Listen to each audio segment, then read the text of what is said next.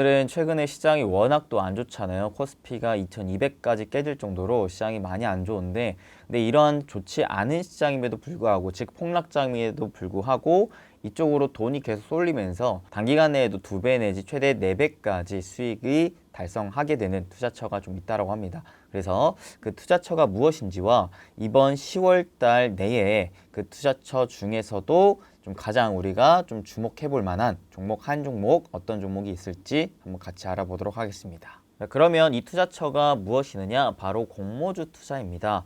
증시가 폭락하는 와중에도 중소형 기업 공개, 즉 IPO 공모주 시장에 조단위 자금이 몰리는 사례가 지금 잇따르고 있다고 하는데요. 증시 급락으로 가격이 싸진 공모주를 활용해서 비교적 안정적인 수익을 내려는 스마트머니가 이동한 결과라고 합니다. 단기간 내에 중소형 공모주 위주로, 즉 시총 2천억 미만의 중소형 공모주 위주로 시장 참여자들의 관심도가 매우 높아지고 있는 상황이라고 합니다. 자, 예를 들어 최근 7, 8월에 상장한 성일하이텍이라든지 HPSP, 세비캠 같은 기업들이 최근에 주가가 공모가 대비 약 160% 내지 300% 가까운 상승을 좀 했다라고 하니까 이 시장이 지금 최근에 굉장히 큰 관심도가 높아지고 있는 상황이구나 라고 생각할 수가 있겠죠. 그러면 왜 이렇게 시장의 관심도가 높을까요? 일단은 증시 급락으로 인해서 공모가 자체가 크게 할인된 데다가 대형주에 비해서 상장 직후의 매물 부담이 상대적으로 덜하기 때문이라고 합니다. 그래서 투자 손실 가능성이 낮은 점 등이 부각됐기 때문에 최근 많은 투자자들이 증시가 안 좋은 상황에서 내가 뭔가 크게 벌기도 벌는 거지만 일단 우선적으로 잃지 않기 위한 투자를 해야겠다라는 기본적인 멘탈리티가 좀 깔려있기 때문에 이런 현상이 좀 나온 게 아닌가 싶습니다. 그래서 올해 3분기에 상장한 기업들의 공모가 대비 주가 수익률이 평균 20% 이상 좀 올라가 있는 모습을 보여주고 있는데요. 자, 이는 최근 증시가 코스피 한 5에서 6%, 코스닥 한 7% 정도 급락한 것과 상당히 좀 대비가 되는 모습인 거죠. 즉 시장이 폭락함에도 이러한 주식군들은 시장 대비 거의 3, 4배에 가까운 상승 흐름을 좀 보여주고 있다라고 보시면 될 것 같습니다. 그리고 특히나 이 공모주가 급락장에서 상대적으로 손실 방어에 더 유리하다라는 이점 역시 또 부각이 되고 있는데요. 이게 무슨 말이냐면 시초가가 공모가의 거의 90% 내지 200% 정도 사이에서 결정이 되기 때문에 그렇거든요. 최소한 내가 공모에 성공을 해서 시초에 정리를 한다라고 봤을 때 최악의 경우 손실이 10% 정도 수준이라는 겁니다. 근데 반대로 수익은 최대 100%까지 낼 수 있다 보니까 적게 잃고 많이 벌 수 있을 만한 대표적인 투자처가 지금 공모주 투자가 되고 있다라고 생각하시면 되겠죠. 자, 이렇게 공모주 투자에 대한 사람들의 관심도가 높아져 있는 상황에서 이번 10월에 또 새롭게 상장되는 공모주가 가뜩이나 또 많아요. 자, 그럼 여러분들은 또 생각을 하실 거예요. 이렇게 지금 공모주 시장이 좋고 그 중에서 지금 10월에 예정되어 있는 공모주가 이렇게 많은데 그러면 내가 그 중에서도 어떠한 공모주에 청약을 하면서 힘든 시장임에도 불구하고 내가 좀 수익을 낼 수가 있을까라는 생각을 가질 수가 있겠죠. 제가 오늘 말씀드릴 딱 하나의 종목은 바로 SBB테크입니다. 이거 저번에 로봇 대장주로 말씀해 주셨던 종목 아니에요? 네, 맞습니다. 그 종목 오늘 다시 한번 또 딥하게 소개시켜 드릴 것 같은데요. 저는 공모주 투자할 때 있어서 여러 가지 기준들을 다 보긴 하지만 한 총 10가지 정도의 기준을 놓고 산정을 하게 되는데 그 중에서 가장 우선시 보는 건 바로 업종입니다. 업종. 이 업종이 과연 최근에 많은 투자자들에게 관심도가 높은 업종이느냐, 산업이느냐, 그리고 미래 성장 산업 업종이느냐 이런 것들을 가장 중점시 보거든요. 자, 근데 이번 10월 상장 예정되어 있는 공모주 중에 최근 시장 내 가장 뜨거운 업종군에 포함되어 있는 종목군이 있었으니 그게 바로 로봇 산업군 내에 있는 SBB테크였다라는 겁니다. 자, 이 로봇 산업에 대한 유망성은 여러분들이 워낙 기존 영상에서도 많이 보셨고 그리고 여러분들 개인적으로도 자체 공부를 해보셔서 야, 로봇 산업은 진짜 앞으로 정말 유망하다. 그러면 그 로봇들 중에서도 대장은 누구냐? 라는 것들을 여러분들이 좀 공부를 해보셨으면 이미 한 번쯤은 다들 알고 계시죠. 자, 이 감속기라는 게 로봇에서 차지하는 원가, 비중과 수익성이 또 가장 높기 때문에 아무래도 그 로봇 내에서 가장 핵심적인 부품이라고 볼 수 있을 만한 게 바로 감속기였고 그 감속기를 만드는 국내 대표적인 상장 업체가 SPG라는 기업이었기 때문에 SPG를 소개해 드렸었는데 자, 근데 최근에 보니까 이 SPG보다도 어느 정도 좀 기술적인 모멘텀과 가격 경쟁력을 갖춘 기업 중에 시총이 SPG에 비해서 굉장히 좀 저렴한 기업이 상장을 앞두고 있었으니 그게 바로 SBB 테크였다라고 말씀드렸습니다. 특히 이 SBB 테크는 로봇용 감속기 제조 전문 업체로 국내 최초로 하모닉 감속기 개발에 성공해서 이미 양산 중인데, 이 하모닉 감속기가 말씀드렸죠. 로봇은 중대형 로봇과 소형 로봇이 있는데 앞으로 시대가 발전함에 따라서 점점 로봇이 이 소형화 될 것이다 라고 말씀드렸습니다. 이 소형화에 그러면 들어가는 감속기가 뭐냐, 바로 대표적인 게 하모닉 감속기다 라고 말씀드렸거든요. 그 하모닉 감속기를 국내 최초로 개발해서 양산을 하고 있는 기업이 SBB 테크라는 기업이다 보니까 아무래도 앞으로의 성장세를 우리가 한번 기대를 해볼 수가 있다는 것이죠. 그래서 이 로봇의 핵심 부품인 하모닉 감속기가 로봇 내의 높은 원가 비중 약 한 34% 정도 차지하고 있는데, 이 적용 개수 역시도 점차 증가하고 있다고 하고요. 그리고 이 하모닉 감속기에 적용되는 산업이 반도체, 디스플레이, 의료 서비스, 이동 로봇, 방산 등으로 채팅 산업 자체가 점차 확대가 되고 있는 부분도 우리가 한번 관심 있게 봐야 될 투자 포인트가 아닌가 싶습니다. 기존의 하모닉 감속기 시장의 점유율 1위가 누구였냐면 일본의 하모닉 드라이브 시스템즈라는 기업이었는데, 이 기업 대비해서, 즉 이 시장의 대장 기업과 비교를 해서 가격 경쟁력, 그 기업이 판매하는 감속기보다 한 60% 내지 80% 정도 가격 수준이다. 즉 많게는 한 반값 정도 싸다라는 장점을 갖고 있으면서, 이 납기 경쟁력이 중요한 게 지금 전반적으로 이제 미국을 중심으로 해서 로봇을 여기저기 막 만들려고 하는 업체들이 많아질 거 아니에요. 근데 그 많아지는 업체에서 다 이 감속기를 어찌어찌 좀 떼와야 되는데, 가뜩이나 감속기를 만들 수 있는 업체는 좀 한정되어 있거든요. 기존에는 이 하모닉 드라이브 시스템즈라는 기업에 주도적으로 다들 납품을 했었어요. 근데 이 기업이 과거 2018년도 때 구조조정을 하면서 공급을 확 늘리지를 못했었다 보니까 최근에 그 많아지는 로봇 수요를 다 감당하지 못하고 있는 상황이라고 합니다. 자, 그러다 보면 어때요? 많은 로봇 만드는 업체들이, 고객사들이 그 업체한테 가가지고 번호표를 막 뽑아대는 상황이란 말이죠. 그래서 내가 주문 요청을 하면은 내가 실질적으로 그 감속기를 떼오는 데까지 걸리는 시간, 즉 납기 기간 자체가 이 하모닉 드라이브 시스템즈 같은 경우에 거의 50주 가까이 걸린다고 합니다. 50주면 거의 1년 가까이 걸린다는 거거든요. 자, 지금 당장에 내가 로봇을 만들어서 팔아야 되는데 1년이라는 기간을 어떻게 기다립니까? 자, 그에 비해서 SBB 테크 기업은 납기 기간이 거의 한 12주 내지 16주, 즉 한 3, 4달 정도면 가능하다라고 하니까 거의 3, 4배 가까이 빠른 기간 내에 납기를 할 수 있는 경쟁력까지 갖췄다라고 볼 수가 있겠죠. 즉 지금 대빵 기업 대비해서 가격은 최대 절반 가까이 싼데, 그에 또 더해서 납기 경쟁력이 3, 4배 가까이 더 빠르다라는 장점을 갖고 있기 때문에 지금 로봇, 반도체, 디스플레이, 방산 부분에서 다양한 고객들을 좀 확보하고 있는 상황이에요. 삼성전자, SK하이닉스를 비롯해서. 그래서 점차 다양한 신규 시장으로 라인업을 확대하고 있기 때문에 또 긍정적인데, 여기에 또 가장 또 큰 장점이 뭐냐면 커스터마이징 등에서 비교 우위를 확보하고 있습니다. 커스터마이징이 뭐냐? 고객사들이 야, 나는 감속기를 가지고 이런 식으로 한번 만들어줘라 라고 하면서 이제 주문 제작 요청이 들어오는 거거든요. 자, 근데 그 주문 제작 요청, 커스터마이징에 대해서 동일 가격 납기 대응이 가능한 독보적인 기업이라고 보시면 되겠습니다. 다른 경쟁 업체에 비해서요. 이 기업이 아직까지는 사실 영업이익에 있어서 흑자를 내지는 못하고 있어요. 매출액 성장 역시도 좀 어느 정도 좀 박스에 갇혀 있는 모습을 좀 보여주고 있었는데, 최근 들어 이러한 기술적인 격차를 힘을 입어 그리고 로봇 시장의 지금 수요에 또 발빠르게 맞춰 나가면서 고객사를 확보하려고 하는 다양한 프로젝트들을 진행하고 있거든요. 그래서 이 프로젝트들이 정말 성황리에 잘 맞춰지고 성공적으로 마무리되면서 이 기업이 발표한 매출 전망이 3년 만에 거의 6배 성장을 전망을 하고 있는 상황인데요. 과연 이 기업의 목표대로 그렇게 고객사들을 확보를 하면서 매출액의 큰 성장력을 만들어줄지, 그러면서 관련된 기업의 주가도 역시 큰 성장의 폭발적인 모습을 보여줄지 한번 기대를 해볼 수 있지 않을까 싶은데, 자, 현재 일단 다가오는 이 공모 청약에 우리가 할지 말지에 대해서 좀 판단할 때 있어서는 조금은 좀 신중해 볼 필요가 있을 것 같습니다. 공모 청약 관련된 자료를 한번 여기 참고를 해보시면, 일단은 이 기업의 공모가가 현재 1,100원에서 12,400원 정도 공모 희망가를 발표를 해줬거든요. 근데 이게 24년 예상 실적 기준으로 따온 거예요.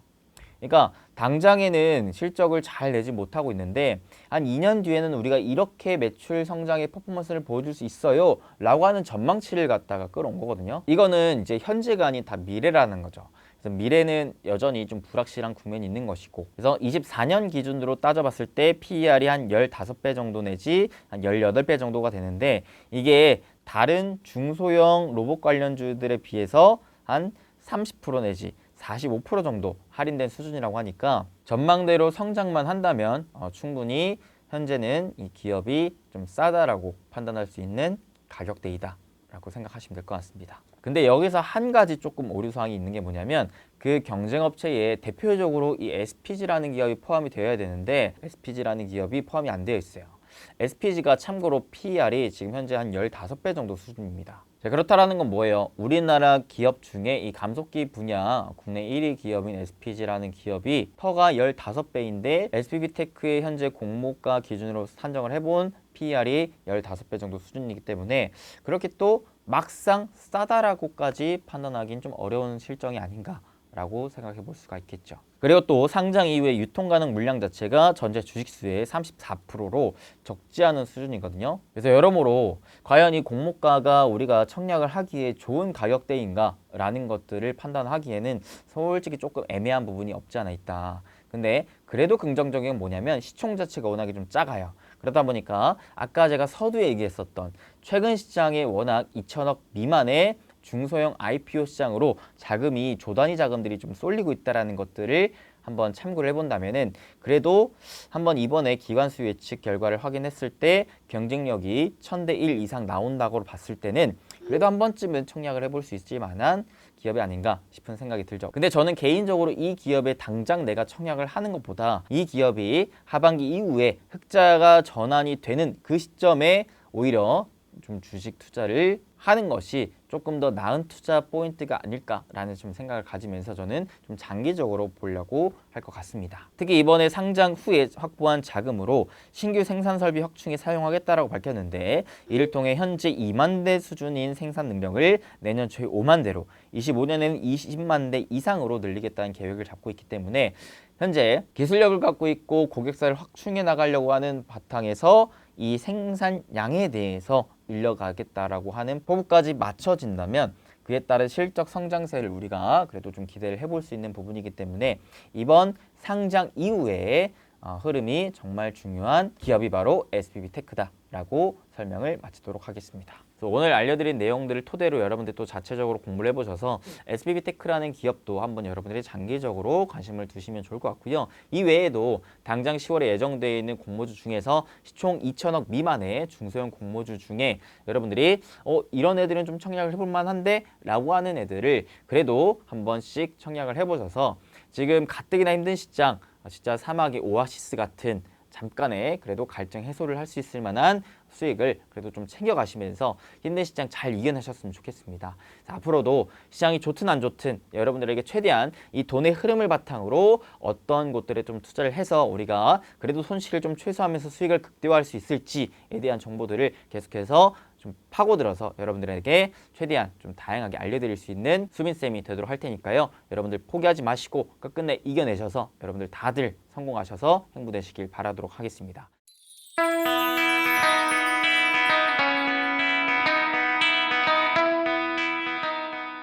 삼성전자가 오만전자까지 깨질 위험에 처해져 있으면서 이 위기를 어떻게든 타개하고자, 즉 작년에 그 7만 전자 이상의 주가를 회복하고자 하는 좀 승부수를 던진 움직임에 대해서 한번 같이 알아보려고 합니다. 과거 1, 2년 전 당시 많은 분들이 증시가 가파른 상승을 보여줬을 때 야, 이거는 지금이라도 사야 된다라고 하면서 동학개미 운동이 펼쳐졌었죠. 그때 이제 이런 짤도 돌았었는데 삼성전자 열차에 어떻게든 타고 싶어서 막 사람들이 드글드글 막 바글바글 되는 이런 짤도 돌았었는데 그때 정말 많은 분들이 삼성전자 주주가 되셨었어요. 근데 그 이후로 어떻게 됐습니까? 지금 인플레이션과 경기 침체 국면 막 시장에 안 좋은 상황들을 1년 넘게 겪으면서 그때 막 10만 전자 가는 거 아니야? 라고 했던 삼성전자가 어느새 이러다 5만 전자까지 깨질 수도 있겠구나라는 위기에 좀 처해져 있는 상황입니다.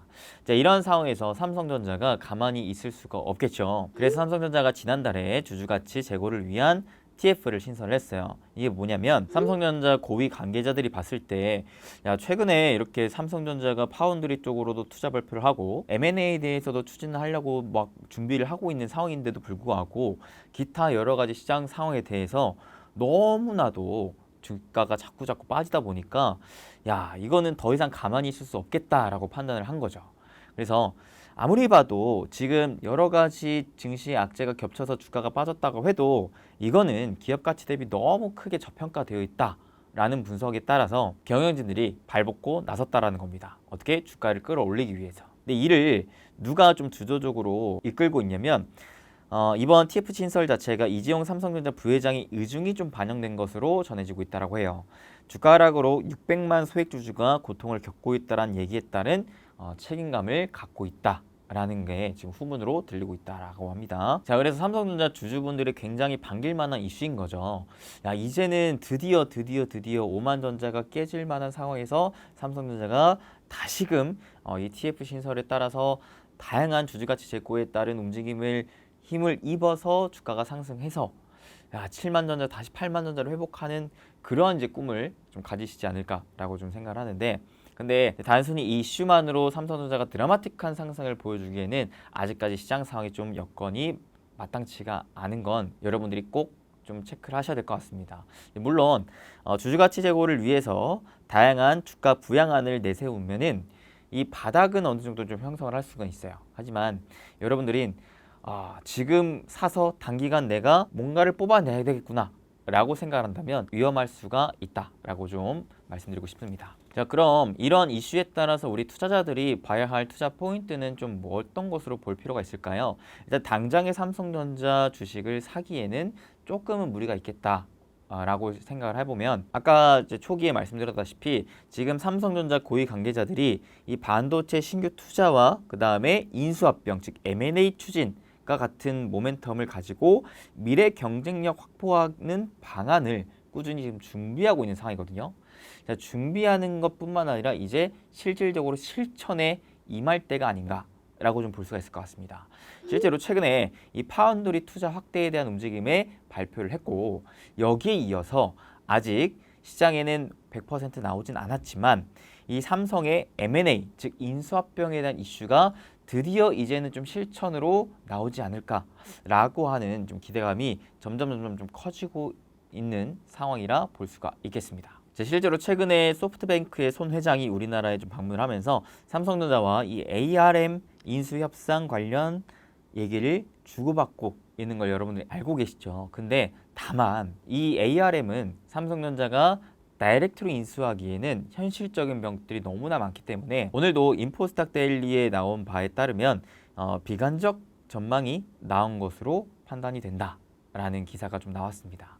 즉 지금 시장에서 봤을 때는 삼성전자가 ARM 인수를 하기에는 크게 무리가 있겠다. 라고 보고 있는 것이죠. 삼성전자가 여러분들도 아시다시피 올해 초부터 계속해서 M&A에 대한 기대감을 보여주면서 많은 현금 자산을 이번에는 좀 쓰겠다라는 식으로 좀 발언을 하며 이에 대한 기대감을 키워왔다는 것쯤은 알고 계실 텐데 여기에 오늘 또 어떠한 이슈가 또 떴냐면 한종희 삼성전자 DX 부회장이 기업 인수합병 M&A 관련해서 M&A가 활성화가 돼야 서로 성장하고 경쟁력을 가질 수 있는 것이라고까지 얘기를 했습니다. 그만큼 점차 시장에선 올해 초부터 삼성전자 M&A에 대한 관련 기대감이 계속해서 좀 커져가고 있는 상황이라고 여러분들은 알고 계셔야 될 것 같은데 자, 그럼 삼성전자가 ARM을 인수하지 않는다면 도대체 어떠한 기업을 인수를 할까에 대한 또 생각을 가져볼 필요가 있겠습니다. 우선 단계적으로 여러분들이 주목해 볼 만한 이슈가 뭐냐면 지금 손 회장과 미팅을 갖고 있다는 것인데, 손 회장이 이끌고 있는 비전 펀드라는 게 있어요. 근데 여기에 투자 목록에 그동안 삼성전자의 미래 사업으로 꼽아왔던 로봇과 AI 회사들이 다수 포함되어 있다는 것을 여러분들이 좀 아시면 좋을 것 같습니다. 실제로 과거에 현대차 그룹이 비전 펀드로부터 로봇 기업 버스턴 다이내믹스를 전격 인수한 바가 있었거든요. 그래서 이번에도 삼성전자가 이 손 회장을 통해서 로봇 관련된 기업을 인수하는 움직임을 보여줄 수도 있지 않을까라고 한번 생각해 볼 필요가 있겠습니다. 소프트뱅크는 그동안 로봇과 AI 등 기술 기업에 대한 투자를 지속해 왔었는데, 삼성과 이러한 소프트뱅크의 로봇 등에 대한 이러한 딜이 이루어진다면 양측 모두에게 사실 윈윈될 수 있는 부분이 아닐까 좀 싶습니다. 왜냐? 일단 소프트뱅크 측을 좀 보자면 지난 2분기에 약 30조 원 가까운 대규모 적자를 기록을 했어요. 그래서 투자 사업 매각을 통해서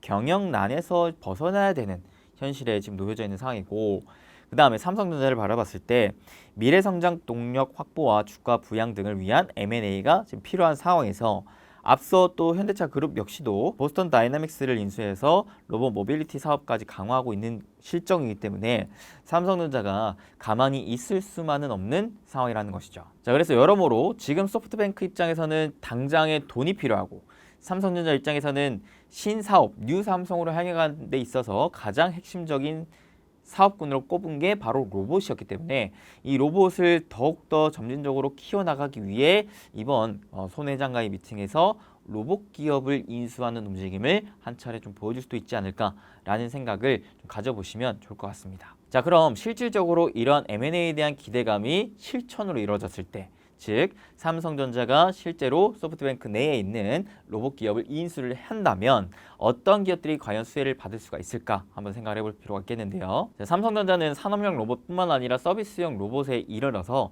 다양한 로봇들을 본격적으로 양산하면서 판매하려고 하는 로드맵을 발표한 상황입니다. 그만큼 로봇을 최대한 많이 찍어내서 팔려고 하는 게 현재 삼성전자 입장이기 때문에 그 로봇을 많이 만들어 파는 데에 따른 수혜 기업을 계속해서 주목해 볼 필요가 있겠죠. 즉 기존의 삼성전자와 연결고리를 맺고 있는 로봇 관련 좀 부품주들을 한번 체크해 볼 필요가 있겠는데, 대표적으로 역시나 감속기입니다.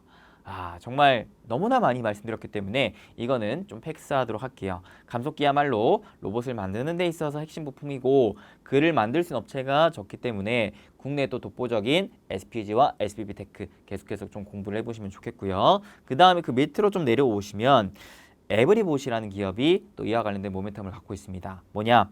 지능형 로봇 청소기 전문 업체로서 3년간 국내 점유율 연속 1위를 한 업체인데, 이 기업이 삼성전자와 제품 개발 계약을 맺고 수출용 물걸레 로봇 청소기를 공급하고 있는 기업이기 때문에 삼성전자가 앞으로 로봇 청소기를 많이 만든다라고 봤을 때는 이 에브리봇이 더 두각받을 수가 있겠구나 생각해 볼 필요가 있겠고, 그 다음에 삼익 THK라는 기업이 있는데, 얘는 삼성전자와 한국로봇융합연구원과 협업을 해가지고 제품 조립용 육축 다관절 로봇을 개발한 기업입니다. 자, 그러면서 산업 현장에 쓰이는 스카라 로봇까지도 개발을 했는데요.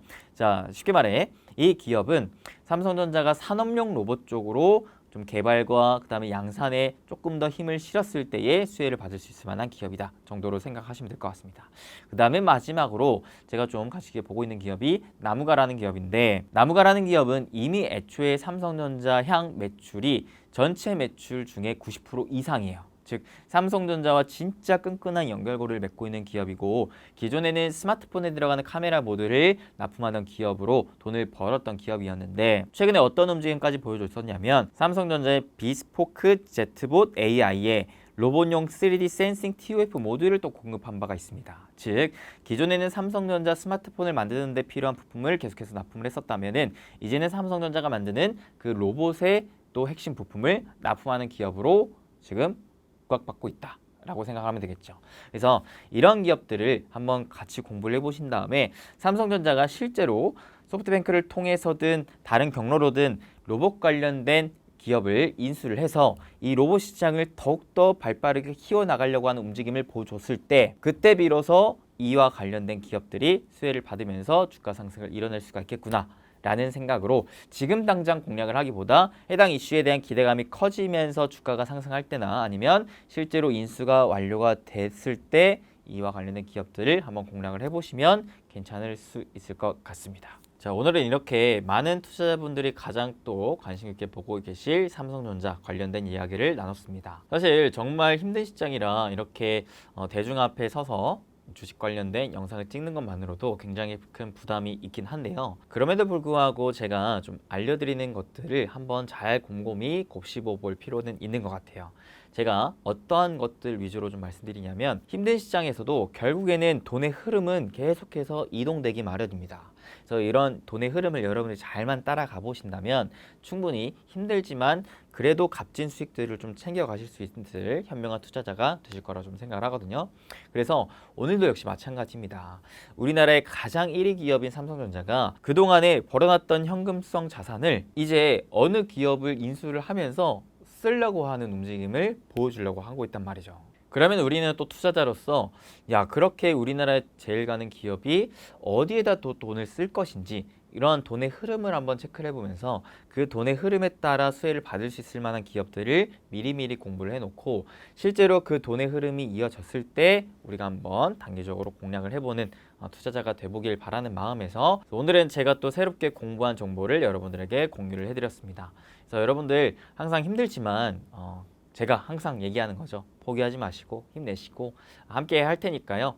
다양하게 이럴 때일수록 조금 더 시야를 넓게 가져가시면서 과연 돈의 흐름은 어디로 지금 흘러들어가고 있는지 위주로 공부를 같이 해보면서 그래도 중간중간 값진 수익 내시며 위기 끝에 다가올 기회를 한번 같이 좀 누려보자고요. 아시겠죠?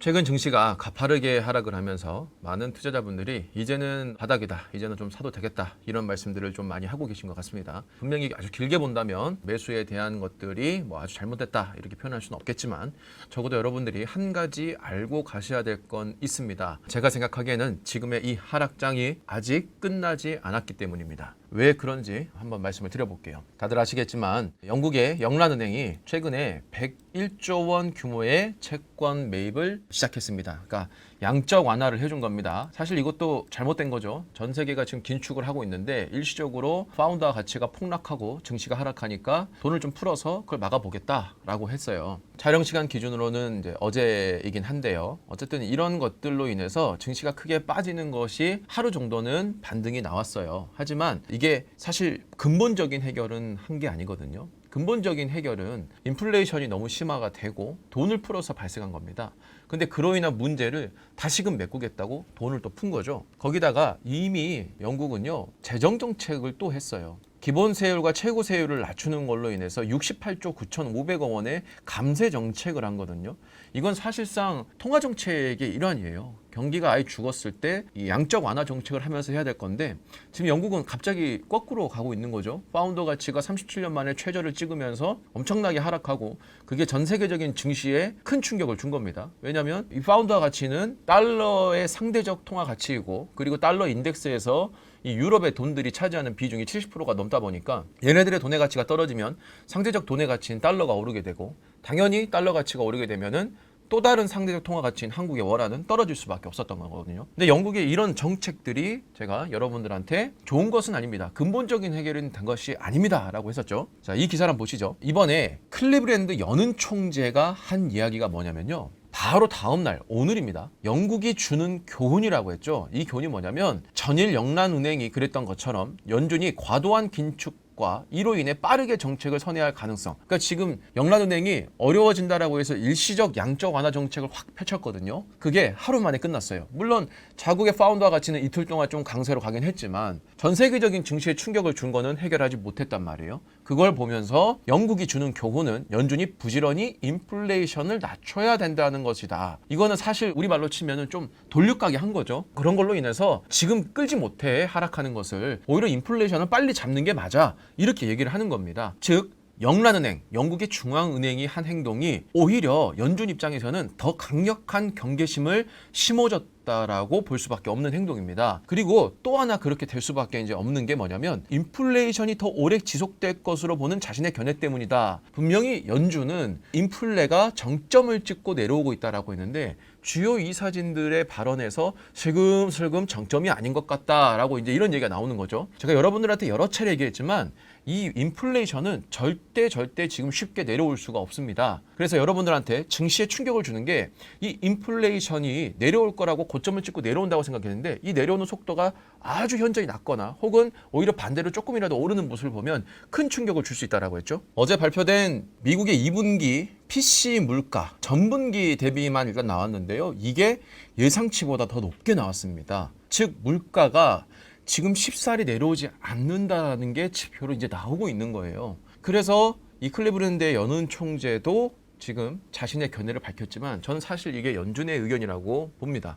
그래서 지금 영국처럼 이렇게 급작스럽게 정책을 다시 이제 턴해서 돈을 풀어주는 정책은 아마 어려울 것 같다. 그리고 금리를 내릴 생각이 없다라고 이제 얘기를 하는 겁니다. 그러면 실제 이제 물가 지표를 한번 보시죠. 지난 방송에서 여러분들한테 제가 미국의 물가는 사실 CPI든 PCE든 정작 중요한 것들은 좀 많이 빠져 있기 때문에 진짜 물가를 확인하려면 GDP 물가 지수를 확인해야 된다라고 했습니다. 근데 이 GDP 물가 지수를 보면 오히려 지금 이전치보다 그리고 예측치보다도 훨씬 높게 나왔습니다. 계속적으로 올라가고 있어요. 즉 미국 내에서 인플레이션은 지금 전혀 잡히고 있지 않다. 물가의 필크론을 논하는 것은 아직 이르다라고 볼 수가 있는 거고요. PCE 물가인 개인 소비자 지출 물가의 전분기 대비 역시 예측치보다도 이전보다도 더 높게 나왔다는 겁니다. 즉 우리가 기대하는 물가가 하락하는 것은 지금 나오지 않고 있다. 거기에요. 미국의 신규 실업수당 청구 건수가 오히려 예측치보다도 더 낮게 나왔습니다. 정작 높게 나와야 될 애들은 낮게 나오고 낮게 나와야 될 애들은 높게 나오는 거예요. 아니 미국의 신규 실업수당 청구 건수가 낮게 나오는 것은 실업률이 낮고 좋은 거 아니냐? 틀린 얘기는 아닌데 미국의 경제가 그만큼 견고하기 때문에 더 강력하게 금리 인상을 할 수 있다는 뜻과도 똑같거든요. 그러니까 지금 이게 낮게 나왔다는 건 뭐냐면 이 미국의 실업률, 이 파란색 그래프에 있는 이 실업률이 지금 쉽사리 위로 튀어오르기 어렵다는 거예요. 이 그래프는 뭐냐면 미국의 정책금리, 그러니까 기준금리를 얘기하는 겁니다.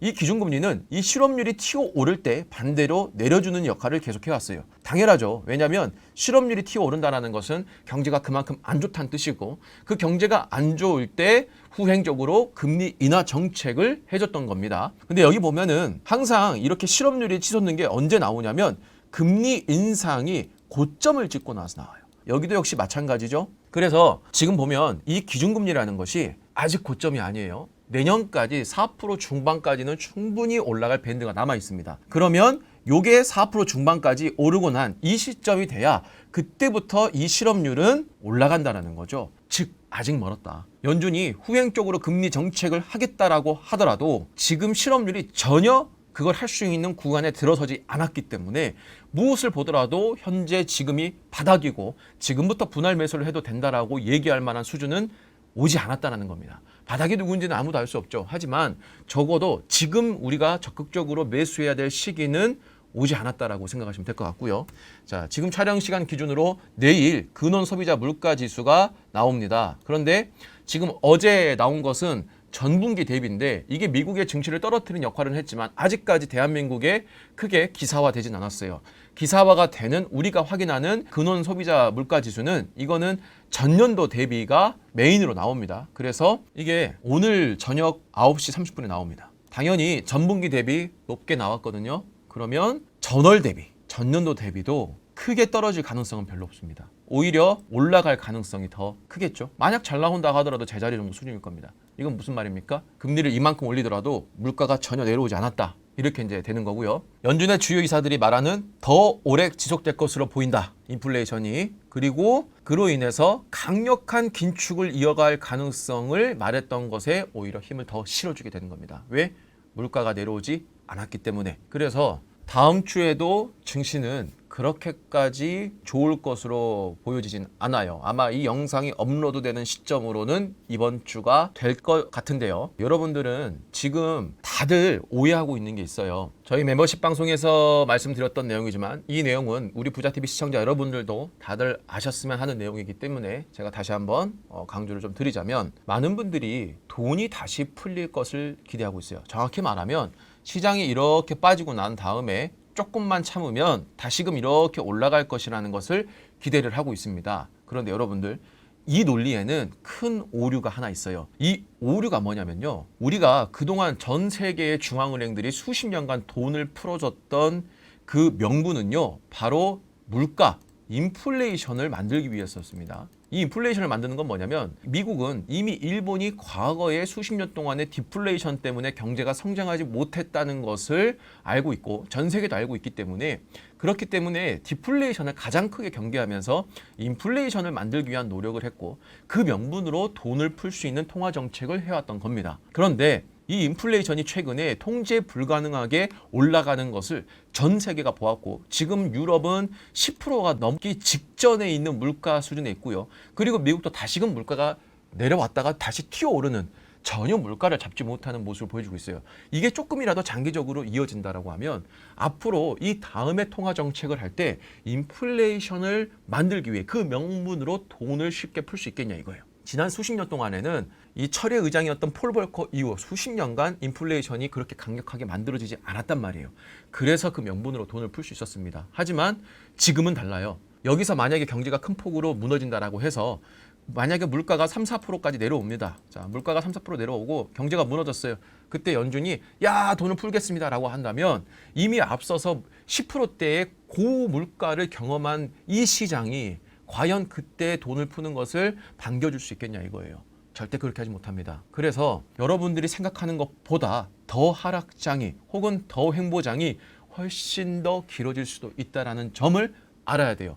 이 점을, 즉 이 시장의 이 배경을 이해하지 못한 상태에서 과거에도 떨어지면 샀고, 그러면 기다리면 올랐고, 과거에도 지금처럼 누가 봐도 싼 가격에서 샀으면 다시금 회복됐다, 이런 논리들을 현재 상황에서는 함부로 대입해서는 안 됩니다. 그때와 지금의 이 시장의 배경은요, 너무나도 다른 배경을 가지고 있어요. 그런데 결과를 똑같이 일어날 것이라고 예상하는 것은 저는 아직까지는 섣부른 판단이다라고 보고 있습니다. 여러분, 아직 끝나지 않았어요. 이 하락장은 경제가 침몰하지도 않았습니다. 단지 주식시장만 무너졌을 뿐이에요. 경제가 본격적인 침체로 걸어가는, 미국의 실업률이 위로 막 튀어오르는 그 시기가 오지 않았기 때문에 아직은 증시의 바닥과, 그리고 함부로 매수라는 단어를 외치기에는 조금 이른 감이 있다고 봅니다. 우리 시청자 여러분들, 지금 시장은요, 아직은 더 숨지기고 소나기를 피해가야 될 겁니다. 꼭 기억하시고 훨씬 더 여유 있고 천천히, 그리고 장기적으로 보고 이 시장을 분석하시는 것이 도움이 될 듯합니다.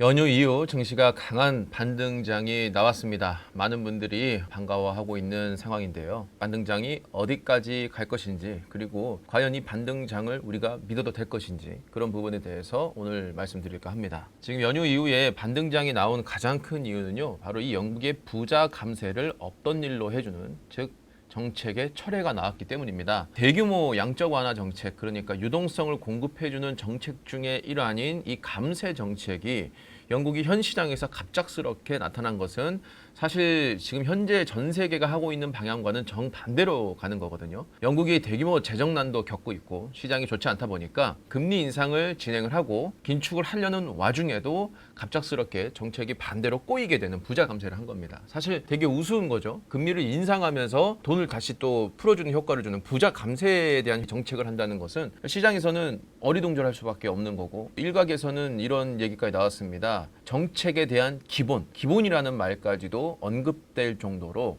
말도 안 되는 정책이었거든요. 이 정책이 문제가 됐던 이유는 가뜩이나 영국 경제가 안 좋으면서 영국의 파운더 가치가 폭락을 하고 있었어요. 폭락을 하고 있는 와중에 시중에 돈을 더 푸는 효과를 주는 감세 정책을 해버립니다.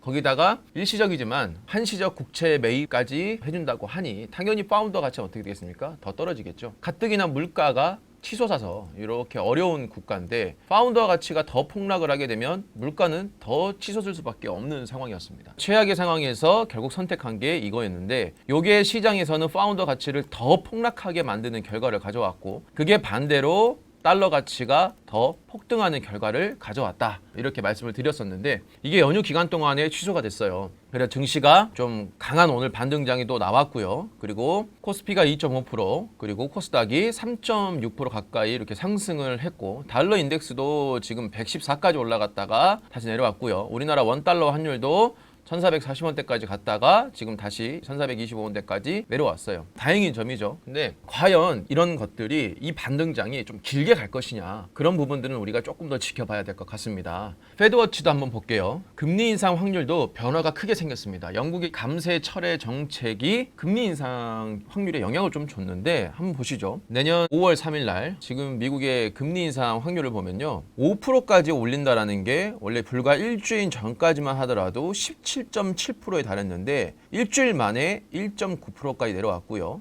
그리고 지금 발표 직후에 이렇게까지 빠진 겁니다. 지금 촬영 기준으로 하루 만에 6.2에서 다시 1.9로 내려온 거고요. 그리고 49.9% 거의 50%까지 갔던 4.75%의 금리 인상 확률이 지금 일주일 만에 27%까지 내려왔습니다. 오히려 28%밖에 안 됐던 금리 인상 확률이 42.9%까지 올라온 게 4.5까지입니다. 그러니까 시장에서는 갑작스럽게 연준이 내년 중반 2분기까지 금리 인상을 많이 못 할 것이다. 앞으로 1%밖에 못 올 것이다. 이렇게 바뀌었습니다. 뭐가 이런 변화를 좀 줬겠느냐. 아마 영국의 정책이 영향을 주지 않았을까라고 보고 있습니다. 시장에서는 영국의 정책이 갑작스럽게 취소한 거는 영국의 감세한 정책으로 인해서 파운드 가치가 폭락을 하고 더 큰 인플레이션이 걱정되고 즉 시장에 문제가 생겼고 이것을 정부가 정책을 번복을 할 수밖에 없을 만큼의 시장이 좋지 않다. 그리고 결국 영국도 시장의 분위기로 인해서 이런 정책들을 꺼낼 수밖에 없는 상황이구나 라고 받아들인 거죠. 그래서 연준도 내년에 우리가 원래 생각했던 금리보다 더 올리기는 어려울 것 같다. 다시 아마 연준이 금리를 그 정도까지 내리는 것을 낮추지 않을까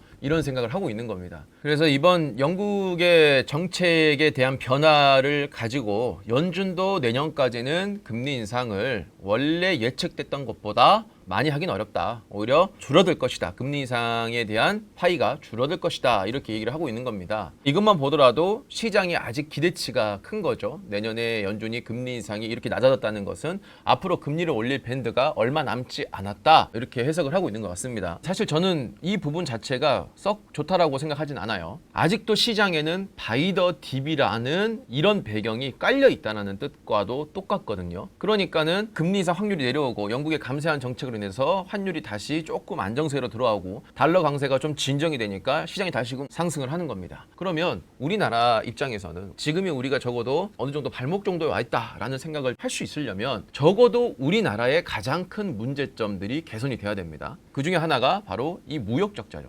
우리나라는 이래나 저래나 물건을 수출해서 팔고 그 돈을 가지고 먹고 사는 국가입니다. 근데 이 6개월 연속 무역 적자가 나왔는데 규모가 외환위기 이후에 처음이라고 합니다. 심지어 무역 수지가 5조 원 넘게 적자를 봤는데 이게 외환위기 이후 25년 만이라고 합니다. 그러니까 우리나라에 투자하는 결국은 외국계 자본들도 우리나라가 가장 근본적인 해결책인 무역에 대한 적자가 줄어들고 흑자가 나오고 그래야 한국에 투자된 자본들이 늘어나면서 원화가 강세를 이룰 수가 있는 겁니다. 근데 가장 근본적인 부분에 있어서 이 문제가 지금 오히려 더 심각해지고 있는 거죠. 그리고 무역 적자 규모 500억 달러에 육박하면 이게 올해 사상 최대가 될 것이라는 분석이 나왔는데 저는 이 부분에 있어서 조금 한 표를 던질까 합니다. 기사에 자료가 있었는데요. 가장 큰 게 우리나라가 IMF하고 2008년도 금융위기가 있었죠. 이때가 우리나라가 무역 적자가 가장 컸을 텐데 지금은 그거보다도 2배 이상 커진 수치죠. 결국은 1996년도에 이런 무역 적자가 커졌던 것들이 97년도에 이제 문제가 터진 원인 중에 하나죠. 환율을 보면 1997년도에 환율이 이렇게까지 튀어오르는 시기고요. 그리고 또다시 2008년도 금융위기 때도 보면 이때도 한국의 환율이 이렇게 튀어오를 때입니다. 물론 정점은 이때지만 튀어오르기 시작한 거는 이때부터 이미 튀어오르죠. 그러니까 무역 적자가 발생을 했던 때가 이 고점을 말하는 게 아니고 이미 튀어오르기 시작할 때부터 무역 적자가 발생을 했다는 거죠. 지금도 마찬가지입니다. 지금도 이 환율이 튀어오르기 시작하는 이 시기, 이때가 당연히 한국의 원화 가치가 떨어진다는 말은 뭐냐면 대외적인 변수, 에너지 가격 급등이라든지 수출에 대한 문제라든지 혹은 달러 강세로 인해서 수입해오는 물가 가격이 비싸진다든지 이런 문제들이 여기서부터 이미 발생을 하는 거예요. 그러니까 지금과 그때의 상황이 굉장히 유사하게 흘러가고 있다는 겁니다. 그러니까 지금 이 상황에서도 한국의 경제가 무너지지 않을 것이라는 생각을 하는 것은 조금은 너무 희망적인 얘기가 될 수도 있는 거죠. 오히려 지금은 우리가 얼마든지 침체를 대비해도 과하지 않을 정도의 상황이라고 보면 될 것 같아요. 자, 그런데 이 내용을 한번 보시죠. 우리나라가 6개월 연속 적자를 보인 거는 크게 세 가지 요인이 겹친 것 때문에 발생한 걸로 분석된다라고 했는데 그 중에 하나가 반도체 수출 감소고요. 그리고 중국의 수출 부진이고요. 에너지 수입가가 폭등한 것, 이 세 가지를 얘기합니다. 근데 얘네들이 해결이 돼야 한국의 무역 적자도 해결이 될 겁니다. 한번 우리가 하나씩 따져보죠. 반도체 수출 감소가 되어 있는데 사실 반도체라는 거는 경기가 확장 국면일 때 증가가 되는 겁니다. 왜냐하면 반도체가 들어가는 것 자체가 대부분 고가의 제품들이 해당이 되기 때문이에요. 특히나 이미 코로나 때 외출이 어려워지면서 미래에 써야 될 소비를 이미 반도체 시장에서 미래 거를 끌어와서 소비를 다 했기 때문에 당장의 반도체에 대한 수요가 폭발적으로 증가되기는 어려울 겁니다. 경기적인 측면하고 관련이 있겠죠. 근데 지금 이 경기가 살아나기가 쉽지 않다. 두 번째, 중국 수출 부진입니다. 이 중국 수출 부진은 중국이 가장 큰 교역국이면서 GDP의 30% 정도를 차지했을 때 중국이 성장을 하면 할수록 우리의 수출 규모가 증가를 했던 건데요. 두 가지 문제가 있죠. 중국조차도 경기가 지금 현재 하방이 크게 열려 있는 상태고 또 하나는 현재 한국의 정치적 방향이 탈중국을 외치고 있기 때문에 중국에 대한 수출이 과거처럼 크게 증가되기가 어렵다는 거죠. 그래서 한국은 지금 현재 탈중국화 되어 있는 이 수출 시장을 북미로 돌리려고 하지만 이곳조차도 지금 현재 경기가 다 어렵기 때문에 여기서도 지금 수출이 증가되기는 쉽지 않다. 자, 또 한 가지는 에너지 수입가입니다. 에너지 수입가는 두 가지 측면에서의 문제가 발생을 했죠. 하나는 달러 강세가 문제였고요.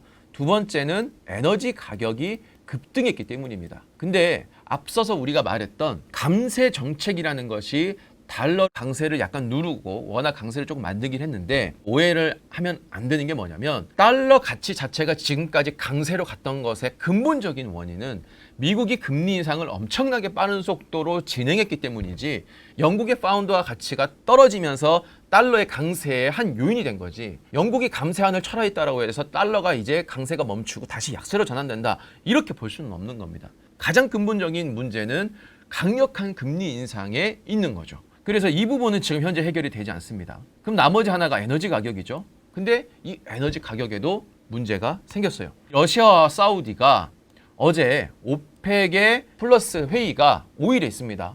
이제 아마 이 영상이 올라가는 당일이겠죠. 하루 100만 배럴 감산 검토를 하고 있다는 기사가 나왔어요. 정확히 말하면 50만 배럴에서 최대 150만 배럴의 감산인데 지금 뭐 이제 중간 평균값으로 해서 100만 배럴을 기사에서 얘기하는 것 같습니다.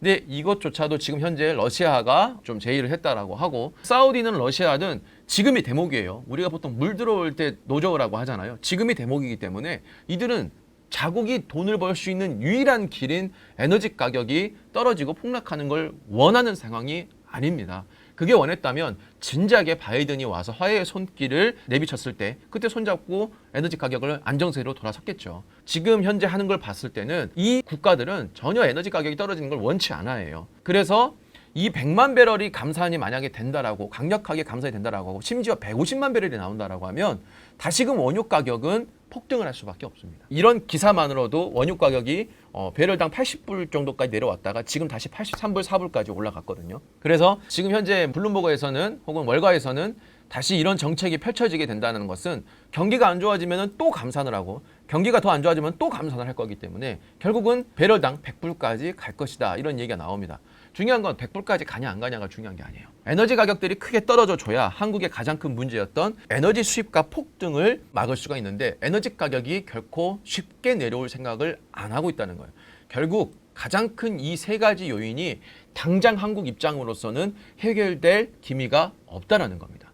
그럼 한국의 무역 적자는 갈수록 커질 것이고 한국에서 이탈된 자본들이 많으면 많아질수록 더욱더 원화 약세가 펼쳐질 수밖에 없는 겁니다. 지금의 이런 잠깐의 반등장을 여러분들이 매수의 기회로 잡으면 안 돼요. 아직 근로소득이 넉넉하게 더 벌 수 있는 기간이 있는 분들, 그리고 지금 많이 물리지 않는 분들이라면 길게 보고 천천히 분할 매수하더라도 문제가 없어요. 지금의 이 하락장이 1년, 2년이 될지 5년이 넘을지 사실 아무도 모릅니다. 대부분은 하락장이 1년, 2년 안으로 회복될 거라고 생각하는데 저는 개인적으로 이게 훨씬 길어질 거라고 보고 있습니다. 물론 길어진다라고 하더라도 지금 현금 여력이 있고 근로소득이 받쳐주고 많이 물리지 않은 사람 입장에서는 이게 뭐 앞으로 4년, 5년이 되든 길게 가져가면 돼요. 사실 개인이 뭐 엄청난 투자 고도들처럼 단타로 찍고 빠지고 막 하면서 돈을 벌 수 있는 게 아니라면 사실 시간과의 싸움밖에 없어요. 꾸준하게 매수를 해서 평단가를 낮춰놓고 언젠가 시장이 폭등을 할 때 판매하는 전략, 이게 가장 기본 중에 기본이에요. 하지만 많이 물려있고 현금 여력이 부족하고 근로소득에 대한 지속성이 지금 떨어지는 분들 입장에서는 지금 이 장에서 이제 반등이고 여기서 내가 타이밍 놓치면 헐헐 날아가는 거 나는 못 잡을 거야 라는 생각으로 너무 적극적으로 매수를 하다가는 오히려 더 큰 하락장을 맞이할 수도 있다는 거예요. 지금은 뭐가 정답이라고 얘기하기는 어려운 시장입니다. 지금이 분할 매수가 좋은 타이밍일 수도 있고 오히려 현금을 보유하는 게 안전한 타이밍일 수도 있어요. 하지만 뭐가 됐든 지금 개인 투자자들 입장에서는 보수적으로 가야 될 시기예요. 안전하게 리스크를 최대한 줄여놓고 나중에 그 리스크가 정말 줄었을 때 진입을 하는 것이 안전한 거지, 하이 리스크 하이 리턴이라는 생각을 가지고 지금 너무 공격적으로 가다가는 돌이킬 수 없는 사태를 맞이할 수가 있다는 겁니다.